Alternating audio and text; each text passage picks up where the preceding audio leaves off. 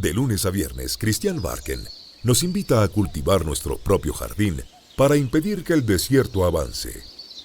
Una hora de autocultivo intensivo, con conversaciones, historias, viajes, pensamientos. Un viaje a la palabra lleno de asombro para desenterrar los tesoros que nos esperan en nuestro propio jardín a la hora del regreso a casa. En Pauta 100.5 FM. Aquí comienza Desde el Jardín.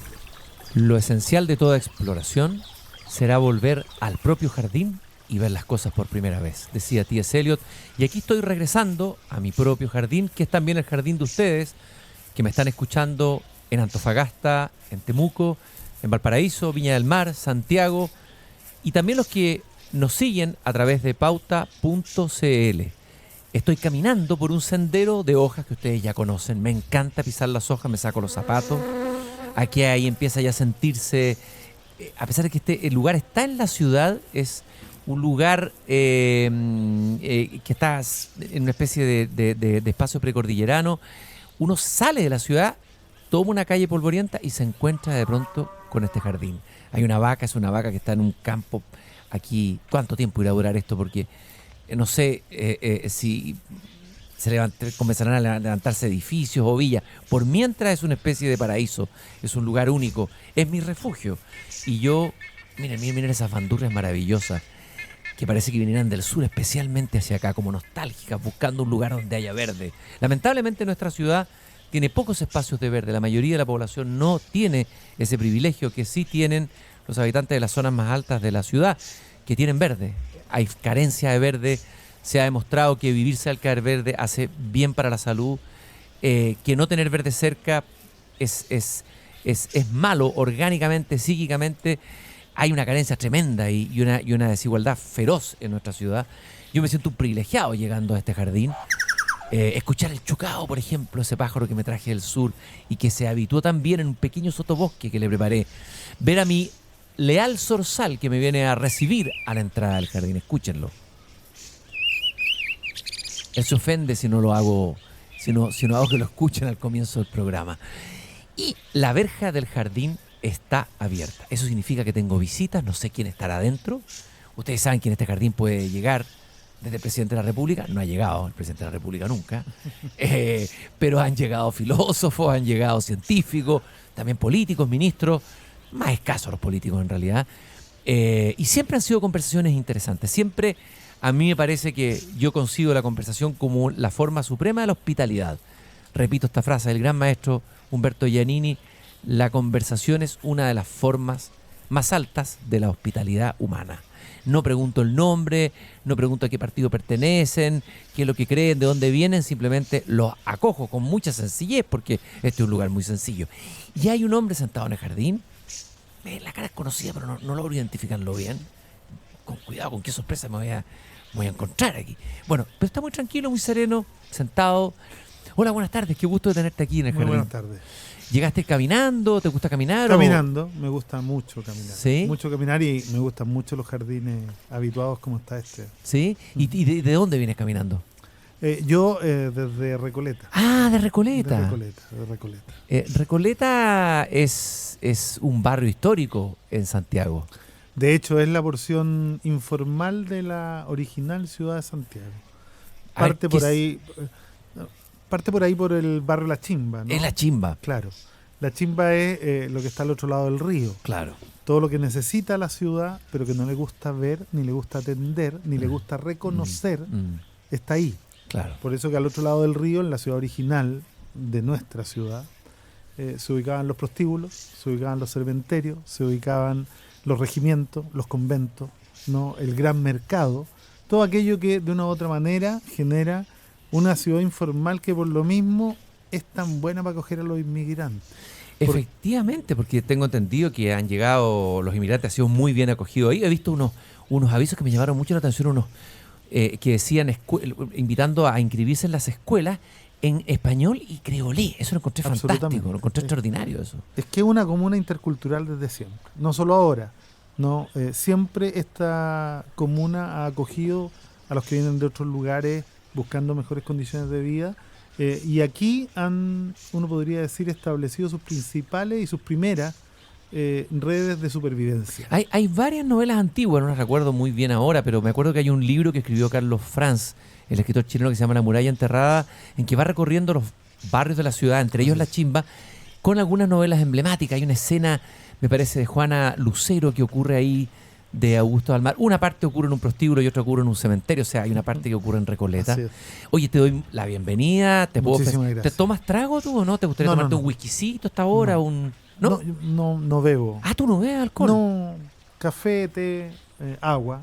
Ya, pero eso es fundamental. por decisión propia o por una cosa religiosa o pertenece a algún grupo. No, por una decisión propia, pero que tiene que ver más con la política. ¿Ah, sí? Sí, yo empecé a militar muy, muy joven en un partido de izquierda ¿Ya? del mundo árabe. Un partido de izquierda del mundo árabe. Claro. A ver, ¿qué partido de izquierda hay del mundo árabe? El Frente Popular para la Liberación de Palestina. Ah, pero Entonces, ¿dónde militaste? ¿Acá en Chile o fuera de Chile? Yo milité acá, pero después participé en todas partes y también en el Medio Oriente.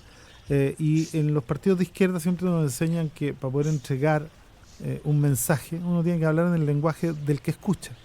Si no logras hablar en el lenguaje del que escucha, difícilmente vas a poder establecer la comunicación.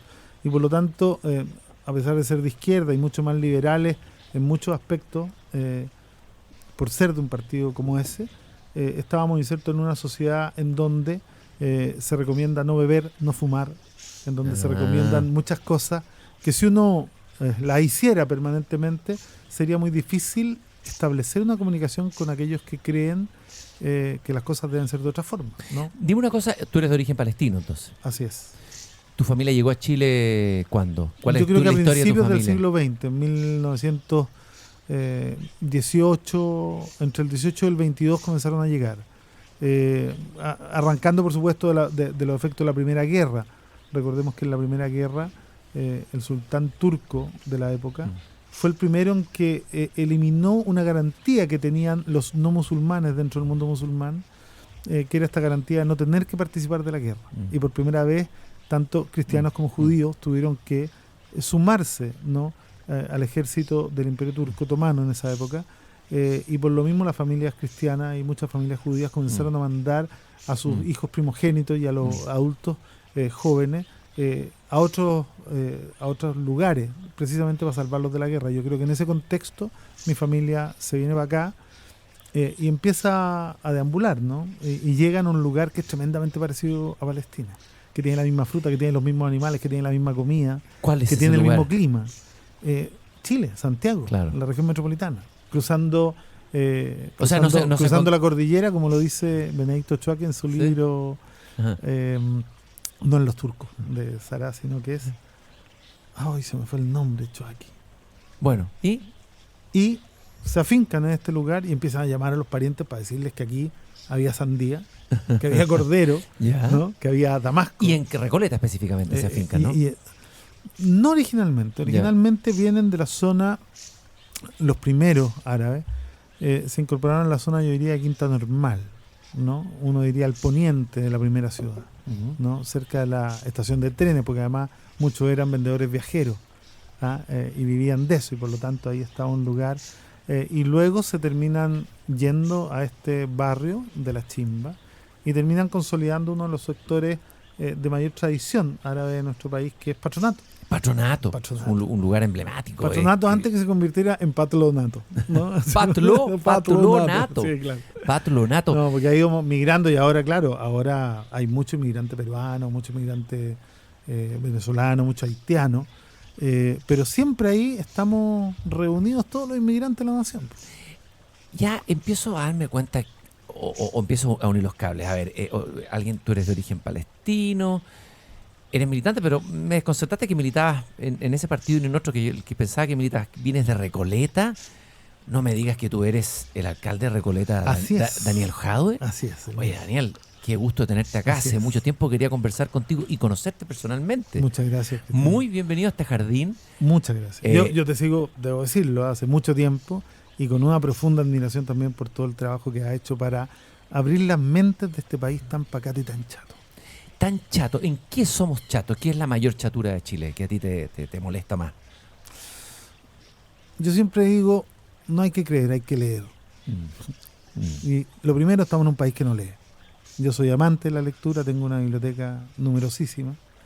De hecho, eso es lo que me ha motivado. ¿Cuántos libros tienes, por curiosidad? Cerca de 8.000. 8.000, me ganaste. Sí. Yo tengo una biblioteca 6.000 y ya soy el rey en mi barrio. O sea, todos me admiran por el No, proyecto. yo tengo una... Es que a mí 8.000. adoro. Yo creo que es lo único en lo que me... ¿Cómo te caben esos libros en tu casa? Tengo un pequeño lugar de más de 60 metros cuadrados en donde meto todo en librería. Fascinante y en, ser tu biblioteca. Muy bonito. Oye, me tienes que Muy invitar. ¿Qué te gusta leer? ¿Cuáles son tus...? No, yo leo de todo. A ver, dame tus pasiones como lector. Del último tiempo. Mira, fue para mí... ¿De último tiempo o de antes? Más bien te voy a preguntar al revés. Libros que te han acompañado en la vida primero. Libros que han sido compañeros de ruta en tu vida, que han sido importantes.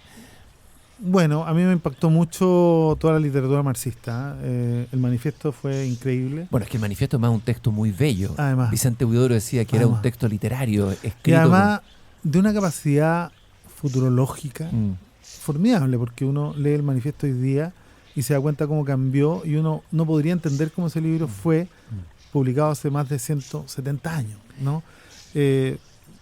Me marcó mucho Las venas abiertas de América Latina. De Eduardo Galeano. Es un bellísimo libro también. Me marcó mucho Gabriel García Márquez. No podría nombrar uno, no es solo 100 años de soledad. Yo creo que es un abuso pensar que Gabriel García Márquez es eso, ¿no? Me encantó ya en el despertar de mi juventud Benedetti con su poesía. Uno aprendió a enamorarse entre Neruda y Benedetti. Sí. Uno aprendió a hablar y aprendió a conquistar cuando le resultaba, digamos, pero era muy buena herramienta. Y en la calle codo a codo somos mucho más que dos. Exacto, no, sí es maravilloso. En la calle codo a codo somos mucho más que dos. Ahora, del último tiempo, me encantó. Hay un autor que fue premio Nobel que a mí me maravilló, que es Saramago. José Saramago. Yo tuve la suerte de entrevistarlo. Sí, me acuerdo. Sí. Yo creo que ese autor que tiene tantas historias fantásticas que permiten desde el absurdo mostrarnos toda la realidad del ser humano, desde la miseria hasta las cosas más bellas. Recuerdo, bueno, para qué hablar de ensayos sobre la lucidez, con esta ciudad en donde, este país en donde todos votan blanco un día, sin que nadie se ponga de acuerdo, y empiezan a trenzarse todos los problemas de conspiración, o Ensayo de la ceguera. Ensayo de la ceguera también. Es maravilloso. Sí, ¿no? extraordinario libro. Y un libro que me impactó mucho fue La intermitencia de la muerte, que me gustó. Me gustó porque ese sueño de la humanidad de vencer la muerte, de no morir jamás, retratado en un libro, uno empieza a mirar todo el impacto que tienen estos sueños absurdos. ¿Y de poder absoluto? ¿Cuál ¿no? es tu sueño más sentido, más profundo? Tengo dos sueños sentidos que no los podría ordenar en orden de prioridades. Un Chile más justo y una Palestina libre. Lo de Palestina es doloroso y difícil para un palestino, obviamente. Dolorosísimo. Dolorosísimo porque además es capaz de mostrarte toda la miseria humana, toda la crueldad y la hipocresía de algunos. O sea, yo en estos días, debo decirlo, me he sorprendido mucho, por ejemplo, con lo que ha hecho nuestro país. Yo tengo clarísimo que al presidente de la República, por ejemplo, no le interesan los derechos humanos, ni la libertad, ni la democracia, sino no se habría reunido en la asunción de Bolsonaro con el primer ministro israelí, que es el primer ministro del país más condenado en el mundo por violación a los derechos humanos. Entonces, cuando uno mira y cuando uno se da cuenta que no actúan por principio, uno dice, bueno, entonces, ¿qué intereses tienen? ¿No? Y eso te permite conocer al género humano y conocer todos los rincones del poder, todos los vericuetos del poder, ¿no? Y al revés, alguien podría preguntarte a ti, porque tú eres militante del Partido Comunista. Después vamos a hablar de cómo entraste ahí, cómo fue tu historia. Me dijiste que fuiste militante clandestino, tuviste chapa o no. ¿Alcanzaste a estar en esa...? No alcancé. ¿Qué edad tienes tú, Daniel? Yo tengo 52 años. ¿Ya? O sea, cumplo 52 este año, en junio. Pero yo entré al Partido Comunista el 14 de septiembre de 1993. Acabo de cumplir hace muy poco 25 años. Eres un militante más bien tardío. Claro, porque yo militaba y tenía responsabilidades políticas en este partido de la OLP hasta el día antes. Y el día antes coincide con la firma del acuerdo de Oslo entre Arafat y los israelíes. Y ese día es un día muy duro, sobre todo para la izquierda palestina, que sabía que este acuerdo no iba para ninguna parte. Sabía que partía desde la renuncia y desde la traición y desde el egoísmo, y que por lo tanto nos íbamos a enfrentar a una etapa mucho más dura que todo lo que habíamos vivido, que ya había sido muy dura. Entonces ese día yo decidí renunciar a todas mis responsabilidades políticas del minuto, ya siendo un militante viejo. Yo empecé a militar a los 12 años, 13 años, ¿no? Ya. Y el 14 de septiembre me presenté en la sede del Partido Comunista y pedí mi ingreso al Partido Comunista de Chile. Yo te decía que esas inconsecuencias que tú ves en el presidente Piñera y que las vemos en todos los presidentes de todas las naciones, porque hay lugares donde se violan los derechos humanos y donde no hay acciones concretas y en otros sí. Pero uno al revés podría decirle o exigirle también al Partido Comunista. Algunos podrían decir el Partido Comunista ha apoyado regímenes donde también se violan los derechos humanos. ¿Cómo se calzar esa incoherencia? Mira, lo primero, yo no creo que exista un país en el mundo en donde si uno agarra el texto de Naciones Unidas y de los derechos humanos, pueda decir, mira, en este país no se violan los derechos humanos. Por lo tanto, uno cuando aborda este problema tan complejo, lo que tiene que hacer es establecer la propia priorización de la escala de valores. Entonces ahí uno empieza a plantearse, ¿no? Entonces hay países donde el bien común es usado como argumento para restringir algunas libertades. Hay otros países en donde se promueve la libertad negativa, en donde la libertad absoluta termina dañando los bosques, matando el bioma marino, destruyendo la naturaleza, y esa libertad absoluta se pone muy por sobre el bien común. Entonces yo creo que aquí hay una discusión mucho más compleja y abierta. En nuestro país es de los segundos. Hay otros países que son de los primeros, en donde dicen, mira, por llevar a cabo el bien común, efectivamente tenemos que limitar algunas libertades. Y voy a poner un caso súper emblemático y que me encantaría que lo conversáramos algún día en profundidad. Cuba ha restringido libertades. Desde esa perspectiva uno podría decir, ha violado los derechos humanos durante mucho tiempo. Pero Cuba, que tiene 1/3 de nuestro PIB, ya no amputa pie de diabético. Y nosotros que tenemos 3 veces y medio más el PIB de Cuba y que somos un país súper libre, amputamos la vida de 10.500 personas al año porque no nos interesa el bien común y porque no estamos dispuestos a hacer sacrificios individuales por el bien común. Y eso lo vemos, este es un ejemplo muy burdo, muy básico, ¿no? Que no es tan básico para los que lo sufren, pero es impactante. Uno diría, mira, qué raro que un país pobre y con restricciones de libertad tenga tantos avances en materias que nuestro país, que es mucho más libre y más rico, no es capaz ni siquiera de dar respuesta. Y a veces no te pasa, a ver, el hecho de ser comunista te obliga interiormente a adherir y a ser leal, un poco como fue Neruda. Neruda a veces tuvo periodos en donde tuvo crisis y desilusiones.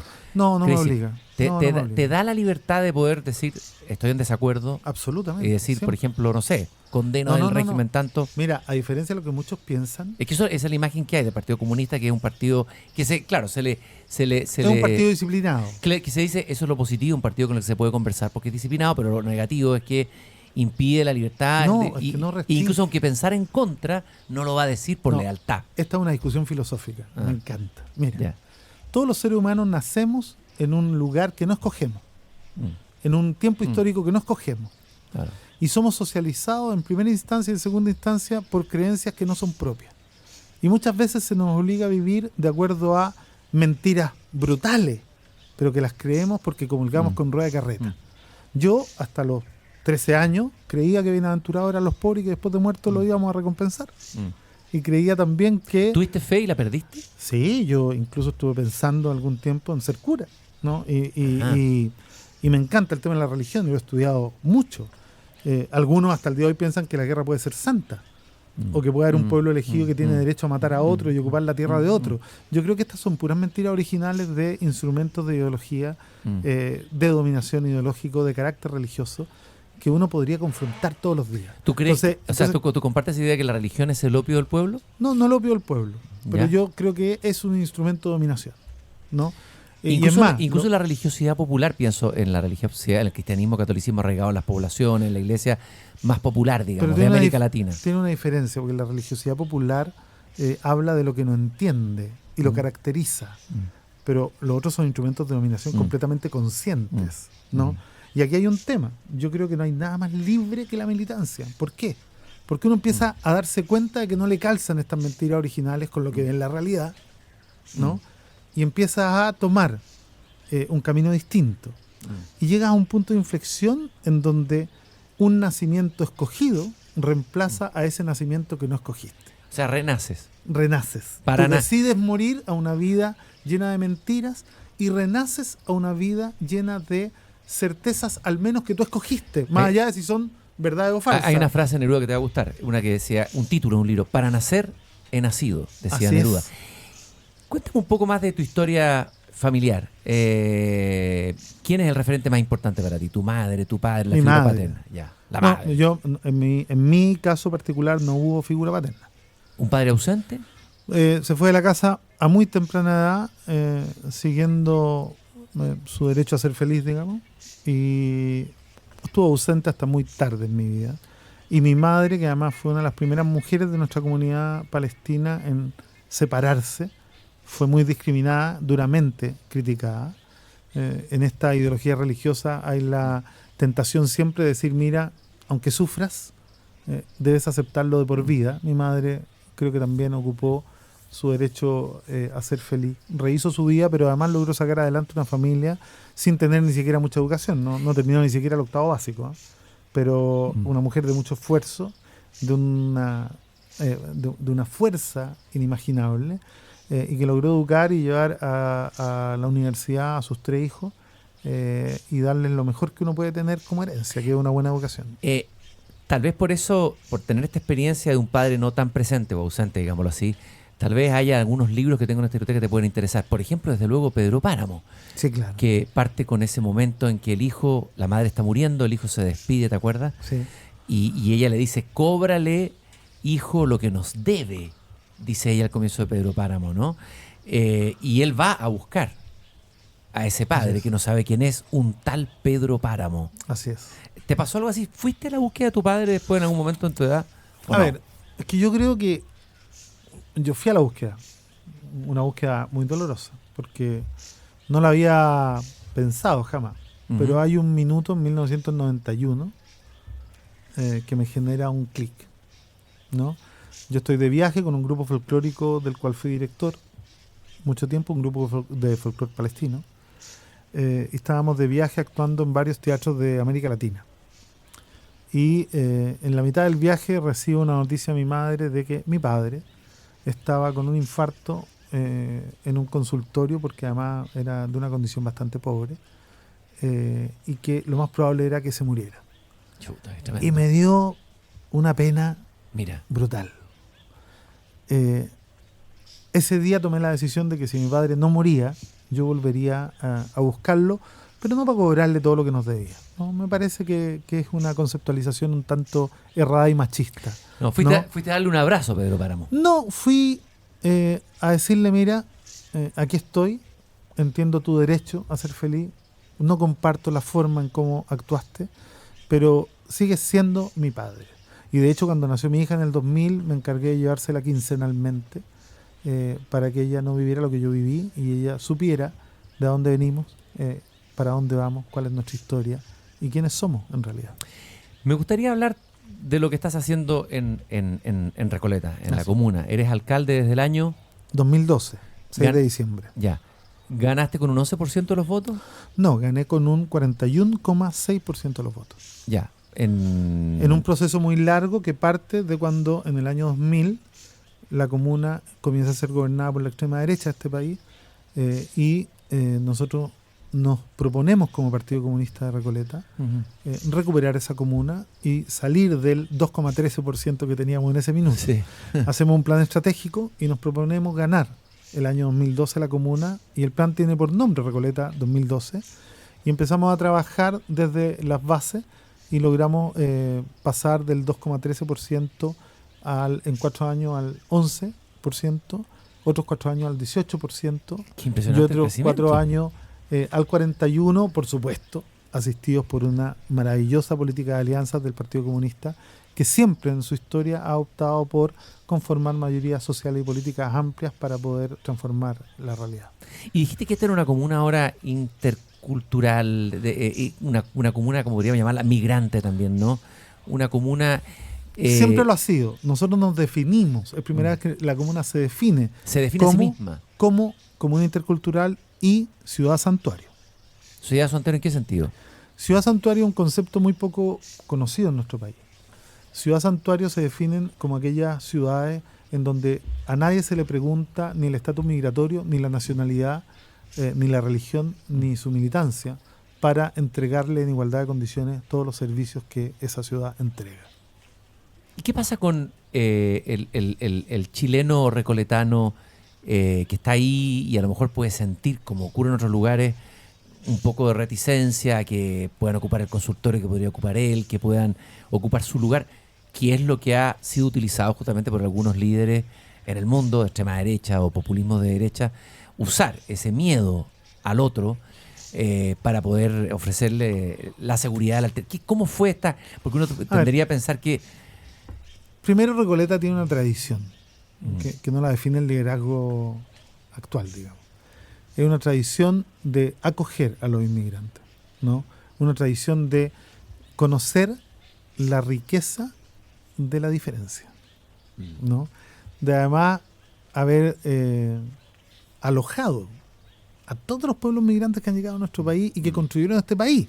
Si nosotros hoy día si hubiéramos cerrado las fronteras como las está cerrando este gobierno, hace 100 años no habría nadie en el Congreso, en el Ejecutivo y en varias partes más. Nosotros, este es un país que entre nuestros pueblos originarios, nuestras primeras naciones y los inmigrantes construimos una realidad hoy día que no es todo lo feliz que quisiéramos, pero que es esta realidad. Tú dices que está cerrando la frontera este gobierno, ¿las está cerrando? Y yo dice que están ordenando, no cerrando el tema de la inmigración. Uno finalmente es lo que hace y no lo que dice, ¿no?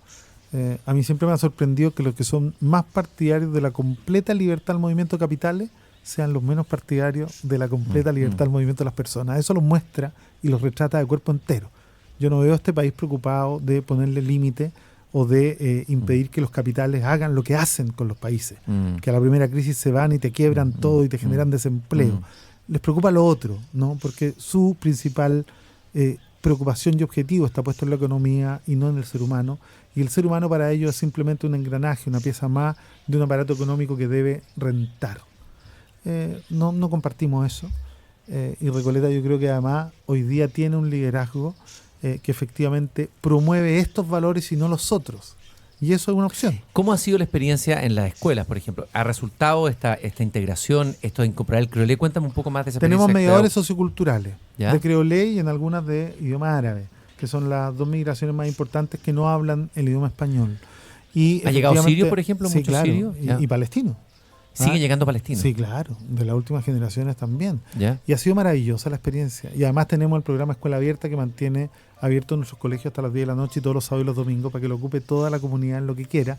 Y por lo tanto son lugares de integración en donde nosotros optamos más que por detener o demorar el proceso de integración natural de todas las corrientes migrantes, de acelerarlo y de salir al abrazo, al encuentro, a la conversación y al acuerdo, porque hay diferencias, ¿no? Ellos a veces tienen conducta y tienen cultura que chocan con nuestra cultura, pero cuando tú vas y le dices, mira, la verdad que te queremos, eres parte de nuestro país.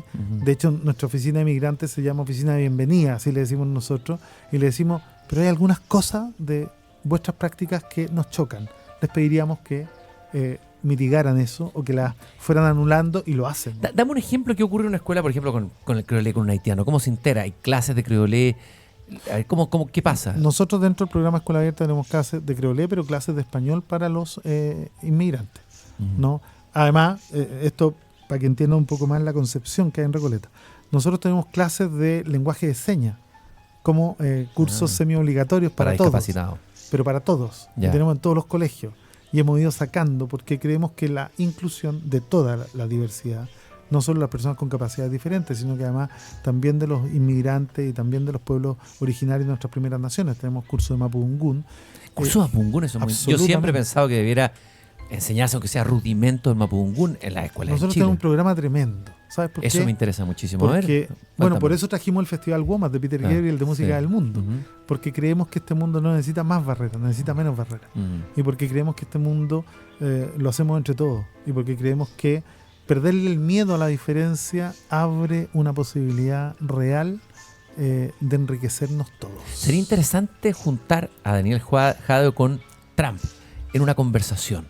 ¿Qué pasaría ahí? Me tocó viajar cuando él asumió. ¿Ahí estuviste con él? ¿No? ¿Lo No, viste? no, fui invitado precisamente por los alcaldes de las ciudades santuarios anti-Trump, Ajá. ¿no? Y que hicieron y hasta el día de hoy ejercen una resistencia muy fuerte, de tal manera que sus policías, por ejemplo, no le preguntan a nadie su estatus migratorio, que es el tema de las policías estatales, digamos, y no ayudan a la FBI a andar detectando a los inmigrantes.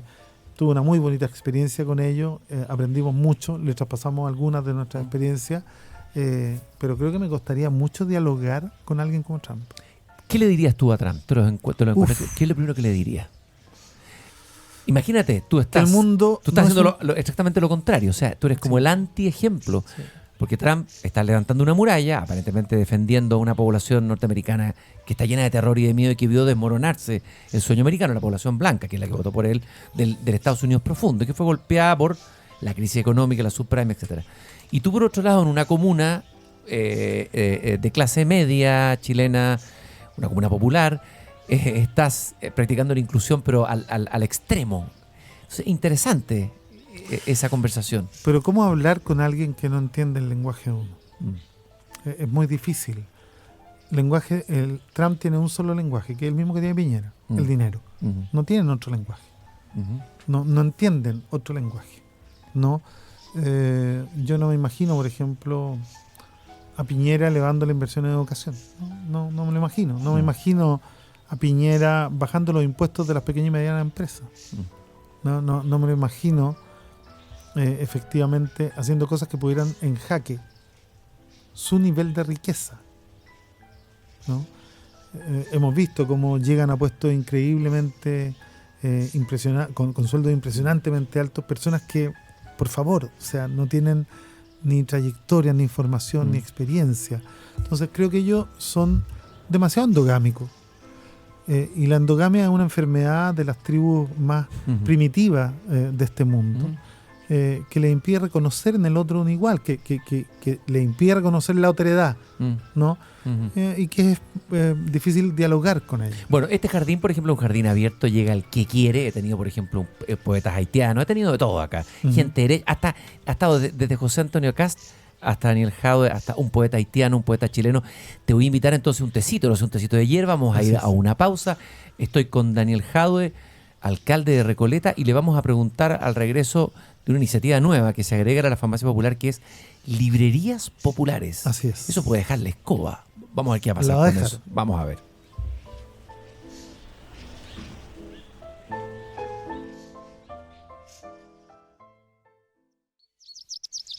Seguimos conversando desde el jardín con Cristian Barken en Pauta 100.5.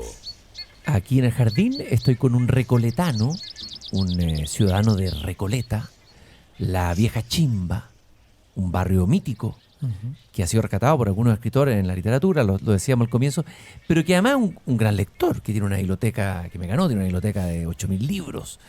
Y a una persona que tiene una biblioteca de 8.000 libros, ya me dan ganas de ser amigo de él, para ir a robarle a lo mejor algunos libros o pedirle prestado. Bienvenido.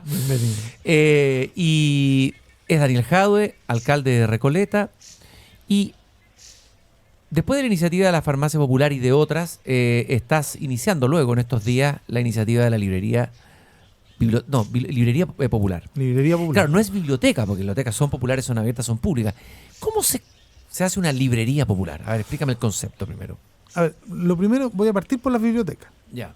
Contándote algo que es bien patético, ¿no?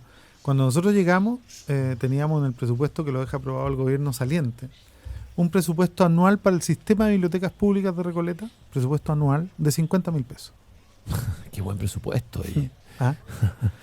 Nosotros, por supuesto, entendimos que dentro de las preocupaciones de la UDI, esto no estaba. No puedo creer que hubiese un presupuesto de 50.000 pesos para anual una biblioteca en la comuna de Recoleta. Para el sistema de bibliotecas públicas. Lo encuentro impresionante lo que me estás diciendo. Esto significaba que no había ninguna biblioteca.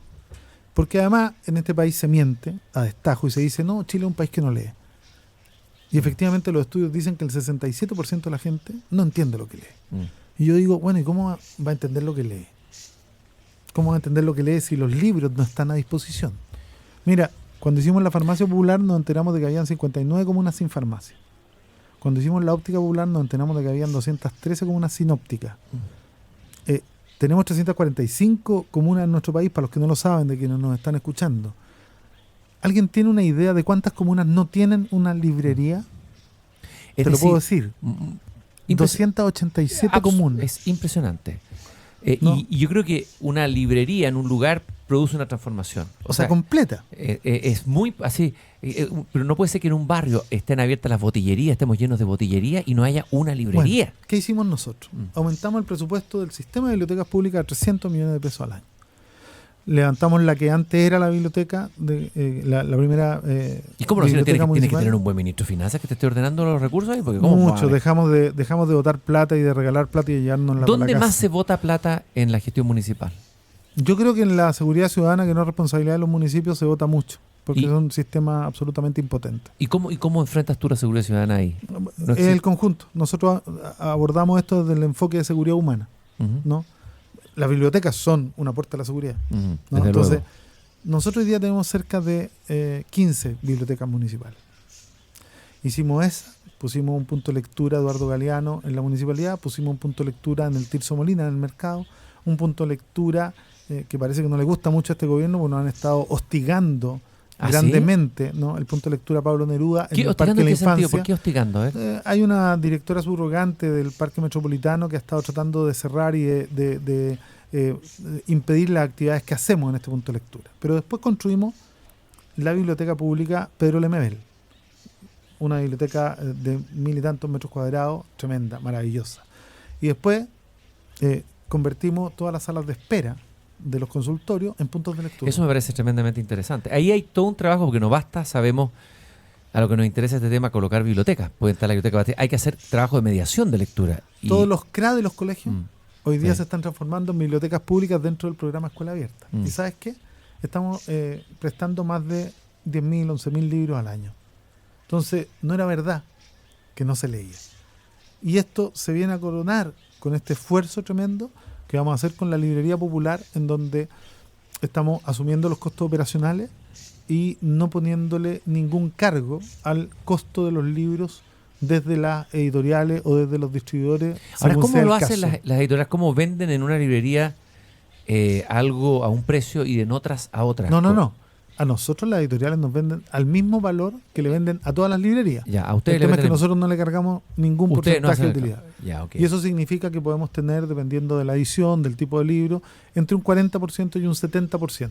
Oye, pero eso va a provocar un flujo migratorio de lectores, entre ellos yo, a ir a buscar los libros en la librería popular de Recoleta. O sea, Sin generar duda. un problema ahí, ¿o no? No, va a ser un problema maravilloso. Ya Ya. tenemos contacto con otras municipalidades que quieren tener sucursales, Ya. tanto en la Universidad Abierta como en la Ajá. librería, porque saben que esto cambia Chile.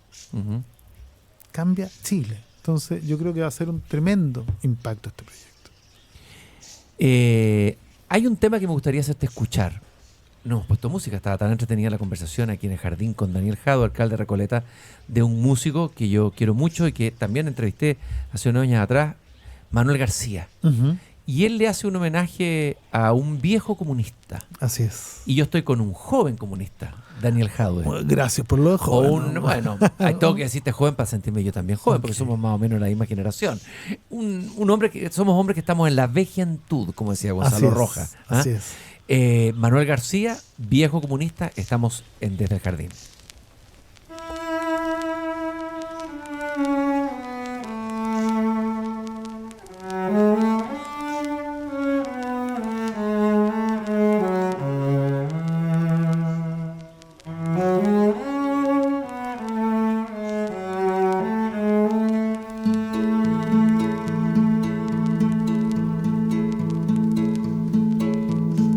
Un viejo que fuera comunista se sienta a fumar la tarde entera,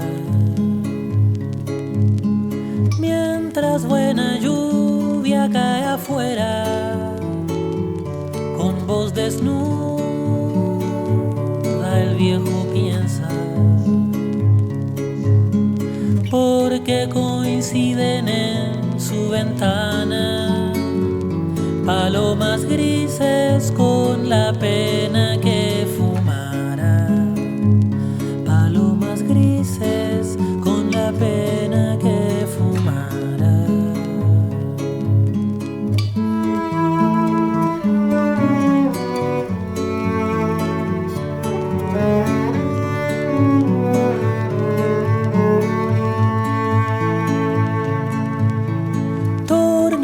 ojos a un día lejos, cuando un libro, un beso, una muchacha, un pensamiento. Cuando un libro, un beso, una muchacha, un pensamiento. Cree que ya nada lo sorprende, que seguro de espanto desgastó el llanto, seguro de espanto desgastó el llanto.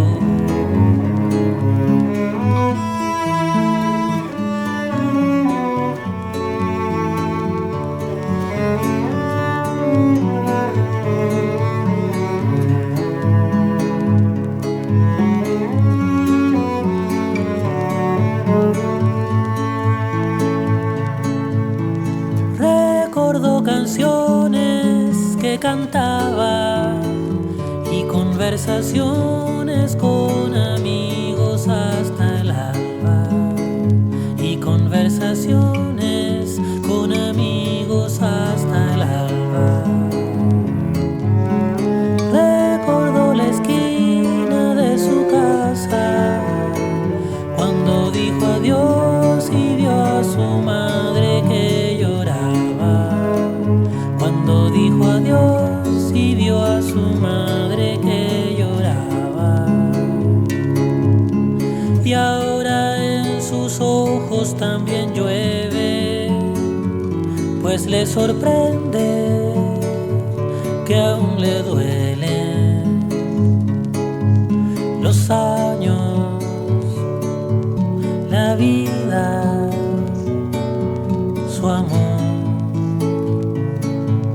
Los años, la vida, su amor.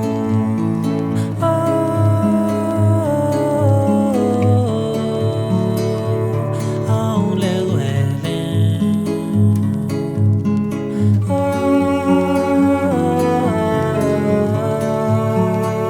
Aún le duele.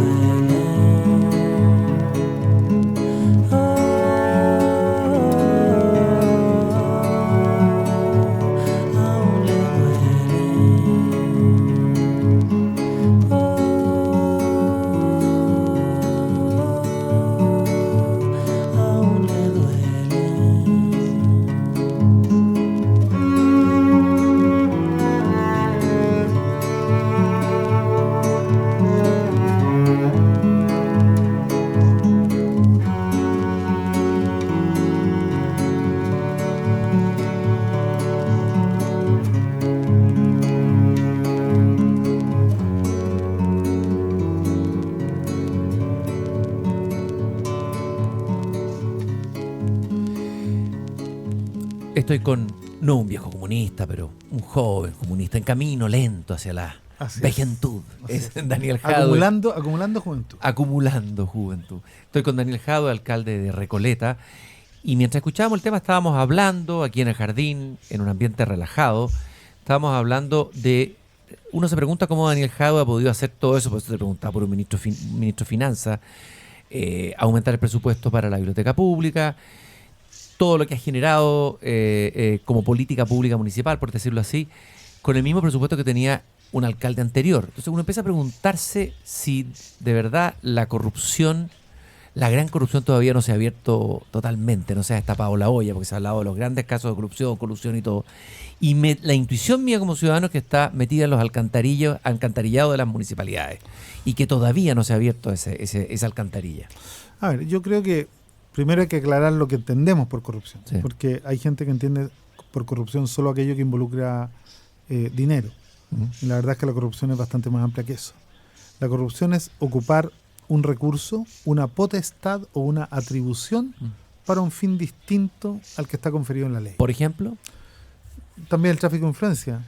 Bueno, es más, votar con un programa y desarrollar un programa distinto es corrupción. Cuando tú logras la confianza de una comunidad para que te contraten por 4 años para presidente o para lo que sea, y después de que llega al lugar, llega a hacer exactamente lo mismo, eso es corrupción y desprestigia la política, y es lo que ha pasado en nuestro país. O sea, hay un texto de un economista maravilloso que se llama el programa abandonado de la concertación, ¿no? Y si uno compara el programa de 1990, Patricio Aylwin, y ve todo lo que se hizo, uno dice, oye, hay áreas en donde se avanzó en el sentido completamente opuesto hacia el que se propuso a la ciudadanía. Eso es corrupción también, ¿no? Es corrupción hablar de la ley de pesca que tenemos, ¿no? Hablar de...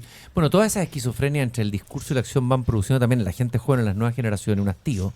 Así es. Un sinsentido, un sentir que no hay referentes, que no hay nadie a quien admirar, que no hay nadie a quien creer. Y se empieza a instalar la sospecha, a envenenarlo todo. Bueno, además hay muchos medios de comunicación interesados en esto. Nosotros en nuestro país tenemos muy pocos medios de comunicación, más tenemos medios que van creando realidad y van induciendo la realidad, es como las encuestas, ¿no?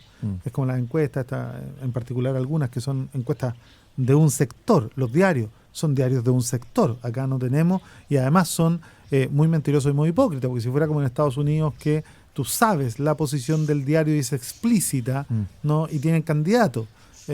Acá no, acá se actúa desde una supuesta imparcialidad que no es, y que no es tal. Y eso es muy duro porque se va construyendo una realidad que además se ve agudizada por esta falta de acceso de la gente a la lectura, a la cultura, no a la información veraz. Tú hablado varias veces de la cultura, la lectura, los libros. Normalmente has tendido a entender la cultura casi como un adorno, como un lujo, y parece que tú tienes una concepción de la cultura distinta, Daniel. Nosotros nos gastamos cerca del 4% del presupuesto anual en cultura. Hay que compararlo. ¿Cuánto gastamos el presupuesto anual del gobierno? Menos del 1%. Menos del 1%. Menos del 1%. No, para nosotros la cultura, el deporte, son temas que son derechos esenciales. O sea, hacer cultura pública gratuita y de calidad, por ejemplo, el Festival WOMAD, el Carnaval 18, hoy día tenemos un festival de jazz, hoy día tenemos un festival de teatro en Recoleta, hoy día tenemos librería popular, hoy día tenemos bibliotecas públicas, hoy día tenemos escuela popular de teatro, hoy día tenemos escuela popular de danza, ¿no? Entonces eso, mira, yo que he aprendido, que si usted quiere tener un país mejor, lo único que tiene que hacer es permitir que cada niño cumpla sus sueños. Entonces cuando tú le llegas a un niño a su barrio una presentación maravillosa de jazz, inmediatamente algún niño se imagina tocando jazz. Sí, claro. Y se le abre la posibilidad de un sueño de una vida distinta, ¿no? Cuando tú vas y muestras una obra de teatro, inmediatamente surge la posibilidad de verse ahí, actuando. Porque todo el mundo lo que quiere en este mundo, toda la gente, quiere ser visto. El problema es que en nuestro país hay demasiados ciudadanos y ciudadanas que son invisibles al poder. Han sido invisibilizados. Así es. Son fantasmas. Nadie los ve. Son NN. Así es. NN en un rating, NN en... Bueno, hay muchas maneras de invisibilizar. En la dictadura de los promedios, ¿no? La dictadura del promedio. La dictadura de los promedios, la dictadura de las encuestas. ¿Qué es la que está manejando la política? Más que las convicciones. Las noticias falsas. Daniel... Pero además la desesperanza aprendida. Yo creo que ahí hay que hacer un ¿Qué es lo que es eso, la desesperanza aprendida? La desesperanza aprendida es una condición en la que está la mayor parte de la gente que sufre. Que ellos llegan a convencerse a sí mismos que nada de lo que pueda pasar a futuro les puede cambiar la vida. Dejan de creer, dejan de crear, dejan de incluso soñar, ¿no? Y eso ha golpeado muy fuerte. Es lo que le pasa a los palestinos en Palestina ocupada. Es lo que le pasa a los chilenos más pobres, en que dicen, da lo mismo por quién votar, da lo mismo quién gobierne, son todos iguales, y no se dan cuenta, por ejemplo, yo en Recoleta tenía esta discusión. Una vez me crucé con una vecina ya mayor y le pregunto cómo está, y ella me dice, muy bien, alcalde, ahora bien, porque gracias a Dios ahora mis 3 nietos tienen la gratuidad. Y yo la miré y le dije, pero eso no es gracias a Dios. Eso es gracias al programa de la nueva mayoría, es gracias a la presidenta Bachelet, es gracias a las fuerzas políticas. No, sí, claro, sí es un decir. No, es que es más que un decir. Porque en nuestro país no se entiende la profundidad de la política, ¿no? Y uno finalmente, los políticos, somos lo que hacemos, no lo que decimos. A propósito de la esperanza hay una frase muy bonita que decía un filósofo chileno, Jorge Millas. Decía, en un momento de desesperación, en la época de la dictadura militar, se le acercó un grupo diciendo, maestro, bueno, ¿qué hacemos? Está todo, no hay salida. Dijo, no, hay que alentar la esperanza. Me encanta esa frase. Así es. Gabriel Marcel, un filósofo francés, decía, el hombre, lo último que está hecho el hombre es de esperanza. Y me parece interesante esa idea que tú acabas de decir, de que en el fondo hay una desesperanza aprendida. Así es.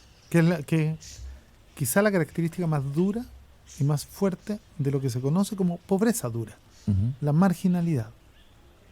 Aquel joven que finalmente, como sabe que nunca va a poder cambiar su historia, prefiere dedicarse a narco, porque no tiene una forma distinta que le permita ni siquiera avisorar la posibilidad de ser feliz. Hablemos un poco del narcotráfico, hablemos también del alcoholismo juvenil, de la droga. Imagino que te toca ver la realidad ahí, no teóricamente. A ver, ¿cuál es tu mirada? ¿Y cuál sería la posibilidad? Porque se dan soluciones, se plantean alternativas. La mayoría de las alternativas han fracasado estrepitosamente. ¿Cuál es tu mirada ahí? No creo que hayamos tenido la mayoría de las alternativas, hemos tenido una sola: represión, represión, represión y la criminalización del consumo. Sin embargo, nos damos cuenta que tenemos un conjunto importante de drogas que están legalizadas, ¿no? Y que nadie persigue y que son nefastas, como el alcohol, ¿no? Yo soy partidario completamente de lo contrario. Yo creo, y soy liberal, y soy profundamente liberal, y soy además profundamente confiado en la familia. Entonces yo creo que hay que liberar todas las drogas, hay que liberalizarlas y legalizarlas, porque los drogadictos no son delincuentes, son consumidores. Y ahí donde Y no lo hay que genera que tengamos estas drogas ilegales es una mafia que disputa el territorio y que siempre tiene más poder de fuego que la policía y que los militares. Y que si tú le metes más presión, ellos son capaces de cooptar al sistema político, al sistema judicial. Es como las máquinas tragamonedas. No solo hay que de verdad tomar estos temas con una alternativa creíble. Y yo preferiría que las distribuyera las farmacias populares, por ejemplo, para poder llevar el control de quién consume más, quién consume menos, de tal manera de poder activar una red de protección cuando uno reconoce que hay alguien que se empieza a convertir en adicto, ¿no? Y poder invertir mucho más en educación. O sea, hoy día si nosotros ocupáramos un 10% de la plata que votamos en tratar de dar seguridad con este enfoque, que además hemos aumentado cuántas veces el gasto en seguridad en más carabineros y no resolvemos. Y a poco andar de qué nos damos cuenta, de que hay carabineros metidos con los narcotraficantes, de que hay carabineros que le entregan los recursos y que los protegen y que los cubren. Entonces yo creo que hoy día hay que atreverse a cambiar de enfoque, hay que salir de la caja en la que estamos. ¿Es cierto que vas a ser candidato a la presidencia de la República? No se sabe aún, no es algo que hayamos discutido. En este caso sí se ha discutido la necesidad de que el Partido Comunista lleve un candidato o una candidata presidencial. Y esa es una decisión que a mí me parece muy relevante, tremendamente necesaria, porque permite situarte en la política de manera distinta. Pero de lo que estamos hablando recién, yo te veo muy feliz en la tarea que tú estás haciendo, muy pleno. Absolutamente feliz. En la tarea local. De hecho, además, el riesgo de pasar a la otra escala de la política, ¿qué es lo que pasa ahí? A ver, pero primero, yo voy a la reelección en Recoleta. Y eso ya es una definición que no va a cambiar. Por lo tanto, cualquier cosa que pase va a pasar después de las municipales. Y no está en mi interés. Los comunistas no tenemos proyectos propios ni proyectos personales, ¿no? Esta es una discusión que el partido y la sociedad en su conjunto tendrá que dar. Pero además, nosotros somos un partido muy serio. En 105 años de historia hemos llevado 3 veces candidatos.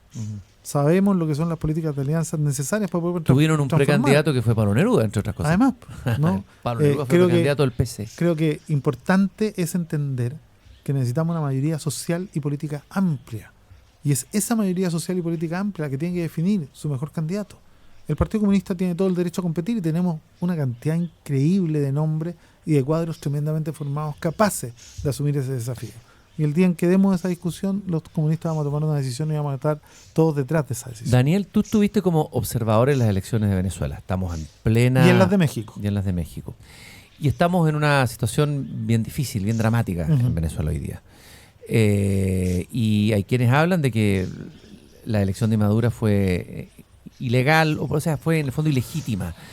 Y hay quienes dicen, una parte importante del pueblo venezolano que está descontento, ya no es simplemente una minoría, no es la derecha. Sin duda. Uno lo habla con los venezolanos en la calle, los migrantes que llegan acá, las historias que yo escucho son dramáticas. Bueno, siempre los que están fuera de su país están en contra de lo que pasa en su país. Sí, pero no solamente los de afuera, los de adentro. O sea, hay una situación que uno tendería a sentir que pudiera haber incluso una descomposición, algunos lo dicen, al interior del propio régimen. ¿Cuál es tu visión de lo que pasa ahí? A ver, lo primero es que yo soy bien apegado a esta tesis de la no intervención. Y esto no hay que ser como los israelíes que le ponen el inicio en la historia donde les conviene a ellos para contar la propia. Esto parte de mucho antes. yo te voy a hacer... No, yo estoy de acuerdo con eso, pero yo Sí. iría más a fondo. A ver, No, realmente estamos viviendo... ¿Cuál es tu juicio sobre el régimen de Maduro? Yo soy juicio tremendamente crítico, político. tremendamente crítico, Ya. pero soy igualmente crítico de la intervención extranjera, Ujú. de cómo otros países se meten y hacen cosas que no deben hacer, porque además los medios mienten mucho. Mm. Todos han dicho, por ejemplo, que en la última elección no participó la oposición. Y eso es falso. Y eso es falso. Participó, claro, un sector de la oposición, O sea, pero no era la oposición que era la que venía jugando hasta ahora. A ver, Claro. hubo 3 candidatos Claro, sí. fuera Mm, del oficialista. Claro. Y el problema de los medios y de los presidentes que mienten diciendo que no participó la oposición es que no participó su candidato, Ujú. ¿no? Claro, un y que sector además, que se restó. además con una hipocresía bien brutal, porque Sí. ¿sabes qué? Esta jueza que era del Tribunal Supremo y que... La fiscal, creo que era, ¿no? La fiscal que arrancó y Sí. que hoy día está en el supuesto Corte Suprema en el exilio, ella fue la que condenó a Leopoldo López a 13 años de cárcel. Ella. Sí, incoherencias. O sea, claro. Ahora, Entonces, tú yo- dices no la intervención internacional, pero en el caso, por ejemplo, cuando en Chile tuvimos dictadura militar, hubo solidaridad internacional. Solidaridad los una cosa. Y hubo países que se manifestaron, que recibieron, o sea, eso Se pueden mismo es lo que... se pueden eso, ya. No, pero es que aquí no estamos viendo eso. Yo soy tremendamente crítico. Mira, no estar con la oposición venezolana no significa estar con el régimen. Ujú. Pero yo creo que aquí hay una guerra que es brutal. Te voy a hacer un recuento. Mira, en 1992 Chávez intentó un golpe. Y ahí el Partido Comunista condenó el golpe igual que todas las fuerzas políticas chilenas, Ujú. ¿no? Porque no nos gustaba. No nos gustaba, no nos gustan los golpes. A la derecha chilena le gustan, Ujú. pero a nosotros no. Mira qué extraño. Chávez fue condenado y fue a cárcel. El único golpista latinoamericano que estaba en cárcel. Ujú. Aquí la derecha chilena nunca hubiera permitido que un golpista chileno estuviera en la cárcel. Los golpistas hoy día están en el gobierno, Ujú. ¿no? El 97, cuando Chávez sale de la cárcel y va a las elecciones y gana, mi partido, el Partido Comunista, dice, alerta, un militar golpista ha ganado democráticamente una elección. Hay que mirar lo que pasa en Venezuela. Ujú. Y todos estábamos como distantes. Pero hay un tema, nunca entendimos esto. En el 2002, cuando le hacen un golpe a Chávez, nosotros condenamos el golpe. Ujú. Porque no nos gustan los golpes de Estado. Y todas las otras fuerzas políticas salieron a aprobarlo. Sí. Y la democracia cristiana, el PPD y la derecha chilena salieron a apoyar el golpe de Estado. Entonces, antes de opinar, yo creo que primero, Lagos, Ricardo Lagos, padre, Sí. Soledad Alvear y la democracia cristiana, el PPD, le den una explicación a los venezolanos de por qué apoyaron el golpe de Estado del 2002. Entonces, lo que pasa hoy día no puede ser desvinculado de esta historia que te acabo de contar. ¿Y cuál es tu juicio crítico que decías tú recién del régimen de Maduro? Tu juicio Que crítico hoy día. económicamente no han actuado bien. Yo creo que han llevado al país a una crisis grave, ¿ya? Pero yo creo que eso no da para nosotros tomarnos las atribuciones de intervenir. O sea, yo no aceptaría que nadie dijera cuáles son los fallos que nos gustan y los que no nos gustan de Chile. El presidente ha sido imprudente, ha intervenido en todos los sistemas judiciales del mundo que no le gustan. ¿no? O sea, yo más me preocuparía de por qué la justicia de todas las democracias más sólidas del mundo no confían en la justicia chilena. O sea, yo creo que ahí hay un tema que discutir. Entonces, mira, nosotros no estamos con Maduro. Es más, yo te puedo asegurar que no vas a encontrar ninguna declaración del Partido Comunista, ni de un miembro del partido apoyando al gobierno de Maduro. Pero una cosa es esa y otra cosa es estar de acuerdo con Trump, con la intervención militar, con el golpismo, que estuvieron de acuerdo algunos miembros de la centro-derecha chilena, incluido el PPD y la democracia cristiana. O sea, ellos que le pidan perdón primero a los venezolanos por haber promovido un golpe y siguen promoviendo golpes de Estado. Eso yo no lo acepto en ninguna parte del mundo. Y a mí me encantaría, por ejemplo, además en este dato de la hipocresía, que fueran capaces de ver la tremenda crisis humanitaria que hay en Palestina y que le plantearan exactamente las mismas penas del infierno a Israel. Son todos amigos de Israel. Es más, el presidente de la República, que dice que le interesa esto, se acaba de reunir con el ministro israelí, el más condenado en el mundo por violación de los derechos humanos, y ha ido a prometer colaboración. Entonces, la verdad, paren de mentir. Estoy con Daniel Jadwe, alcalde de Recoleta. Quiero agradecerte, Daniel, que hayas pasado caminando, llegado a este Yo te agradezco a ti la sencillo hospitalidad. jardín.